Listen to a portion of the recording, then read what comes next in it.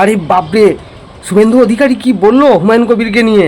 শুনুন শুনুন ভিডিওটা। বিধানসভার বিধায়ক মাননীয় হুমায়ুন কবিরের দুটি জায়গায় অত্যন্ত আপত্তিজনক, সাম্প্রদায়িক এবং সমাজ এবং রাজ্যের পক্ষে ক্ষতিকারক বক্তব্যের উপরে। প্রথমত, মাননীয় হুমায়ুন কবির যে বক্তব্য রেখেছেন, এই বক্তব্য আপনাদের কাছে আমি পড়ে শোনাচ্ছি। 26/6/2026 afternoon Humayun Kabir MLA Nowda AC, তিনি একটি উনার পার্টির মিটিং কাশীপুরে রেজিনগরে করেছেন। সেখানে তিনি বলছেন, এই যে অনামিকা ঘোষ, সে ভোটে হেরে মনে করছে আমি এমএলএ, এখানে ভোটে হেরে বিজেপি মনে করছে আমি এমএলএ, এখানে এখন আস্ফালন করে বেড়াচ্ছে।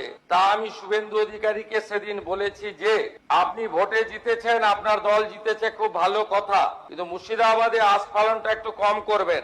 আমি যেদিন ময়দানে মুসলমানদের নিয়ে নেমে যাব না, সেদিন এমন ছাটা ভাগা মার শুরু করবে যে আপনাদের পতাকা বহন করার লোক থাকবে না। কেস এরকম কেস আমাদের বহরমপুরে জেল খাটা আছে। 5000 লোককে আপনি বহরমপুর সেন্ট্রাল জেলের যা আয়তন, তাতে 4700 বা 4800-র বেশি লোক ধরে না। লাখে লাখে লোককে রাস্তায় নিয়ে নামাবো আর ছাটা ভাঙা মার দেবো আর জেলে যাব।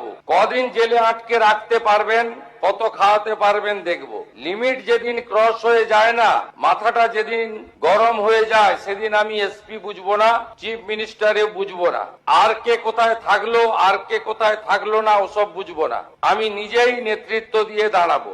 আমার মনে হয়েছে যে এনাপি জানাব সময় এসেছে এই ধরনের লোককে সবক শেখানোর। আপনাকে আমি পরিষ্কার বলছি, মমতা ব্যানার্জি মুখ্যমন্ত্রী নন। আপনি দুর্বল মুখ্যমন্ত্রী পেয়ে যা খুশি করেছেন, যা খুশি বলেছেন। আমি আপনাকে বলে গেলাম, আমরা দুটো এফআইআর স্টার্ট করেছি।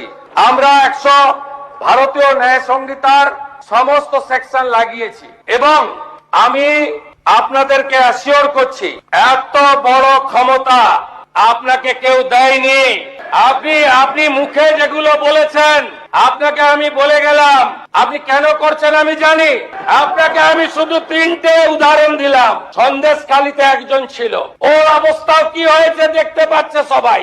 আরেকটা পুষ্পা ঝুঁকে গায়ে নেই, এমন ঝোঁকা ঝুঁকেছে, খালি পায়ে ছোট প্যান্ট পরে কান ধরে উঠবস করতে করতে যাচ্ছে। আপনাকে আমি বলে গেলাম, পুলিশ তার ব্যবস্থা নেবে। আর আমি 1 সপ্তাহ পরে মুর্শিদাবাদে যাচ্ছি, আমি প্রমাণ করে দেব ভারতবর্ষের সংবিধান আইন শেষ কথা বলে, কোন বাপের আবাদ শেষ কথা বলে না। আপনারা ভাবছেন কেস হয়েছে, অ্যাকশন কবে হবে? যারা ওকে ডেকেছিল এই সভাতে, তাদেরকে আগে তুলবো, তারপরে আপনার কাছে যাব। যা করার করব, আমি আশ্বস্ত করছি আপনাদের। আপনি ধরে রাখুন, এটা ওর শেষ বক্তব্য, ধরে রাখতে পারেন। হ্যাঁ, মনে রাখবেন, এটা সেই তৃণমূলের সরকার নয়, এটা বিজেপি শুভেন্দু অধিকারীর সরকার। এখানে কিছু বলতে হলে অবশ্যই আগে ভেবে চিন্তে করবেন, না হলে সবার হাল এরকমই হবে।